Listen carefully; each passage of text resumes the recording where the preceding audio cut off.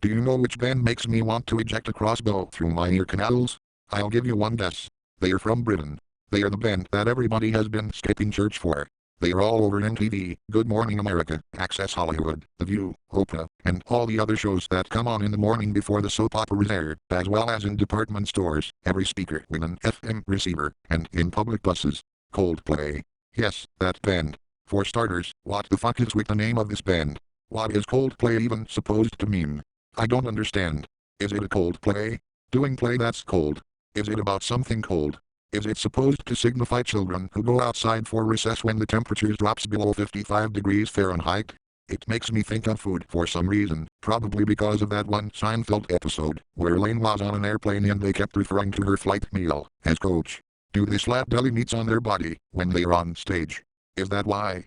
It sounds like something you put in the microwave. It also reminds me of what the teachers at school used to condescendingly refer to our lunches, as that were brought from home.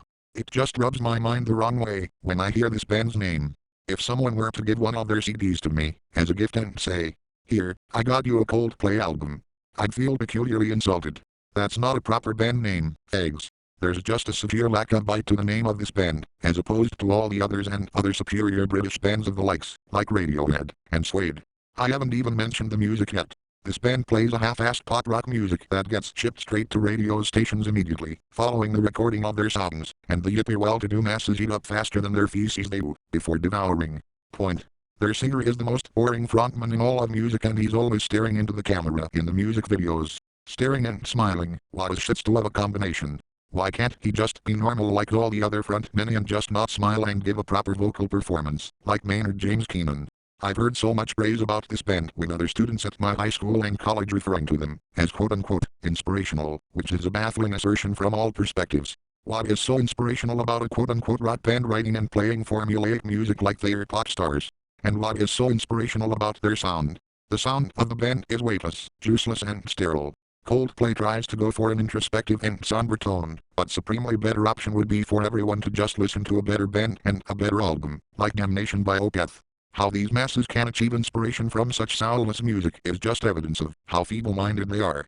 Evolution Compost has made an album called Soulless Music to describe their ongoing civil liberty issues with the industry and the rest of the everyday world, and have altered their sonic template to correlate to that descriptor, but even they managed to pull off a more enticing, endearing and energetic sound than fucking Cold Cum.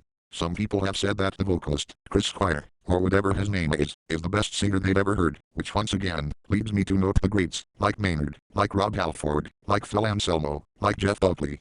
The Coldplay vocalist isn't half the vocalist that the other four I mentioned are. Torsten Wageshans has the ability to sing Chris back into the mole which he's derived from, but you won't see that for a little while, because of the civil liberties and privacy issue, once again. Quite frankly, he sounds like a guy twice his age from an extra-affluent neighborhood, and who golfs with his brothers and father in his spare time. Really? Is that the kind of guy I want to hear on a microphone? A guy like that has no business writing and singing songs, because he certainly has nothing to sing about. And apparently, he only sings quote-unquote love songs or ballads, because surely, that doesn't count for more than 75% of all songs in the mainstream music industry.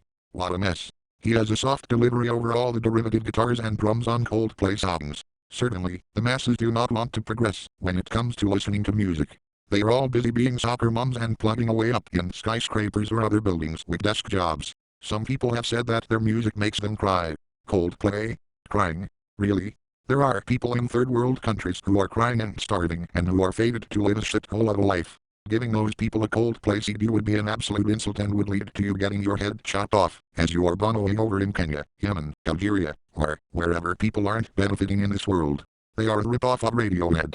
They make shamelessly bland copies of Radiohead songs and call them their own.